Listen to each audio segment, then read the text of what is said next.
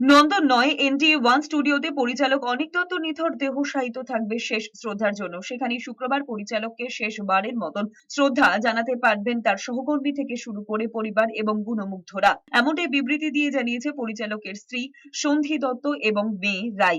বৃহস্পতিবারই তার একমাত্র কন্যা ঐশী ওরফে রাই সুইডেন থেকে কলকাতায় ফিরেই তার বাবা অনিক দত্তর মরদেহ এসএসকেএম হাসপাতালের মর্গ থেকে নিয়ে এসে পিস ওয়ার্ল্ডে রেখেছেন। সেখান থেকে শুক্রবার তার দেহ নিউ থিয়েটার্স ওয়ান স্টুডিওতে অর্থাৎ এনটি ওয়ান স্টুডিওতে ৩ তলায় রাখা হয়। সকাল 11টা 30 মিনিটে সময় পরিচালক অনিক দত্তের দেহ আনা হবে।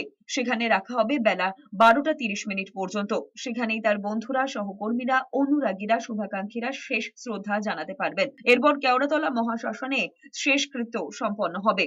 এদিকে বৃহস্পতিবার হিন্দুস্তান পার্কে প্রয়াত পরিচালক অনিক দত্তর প্রাক্তন স্ট্রিট ফ্ল্যাটে গিয়ে ঘটনাস্থল থেকে নমুনা সংগ্রহ করেছেন ফরেনসিক বিশেষজ্ঞরা। পাশাপাশি পরিচালক অনিক দত্তর মৃত্যুর ঘটনার পুনর্নির্মাণ করা হয়েছে ফরেনসিক টিমের পক্ষ থেকে। অনিকদার আঙ্গিক অনিকদার মতোই নিজস্বতার।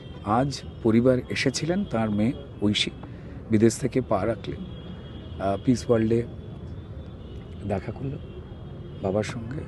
বৌদি মানে অনিকদার স্ত্রী এসেছিলেন এবং তার ঘনিষ্ঠ পরিবারের কয়েকজন এসেছিলেন, তারা দেখে গেলেন। বাকি কাজ কালকে সকালবেলা হবে, যেমনটা তারা চাইবেন, যেখানে চাইবেন।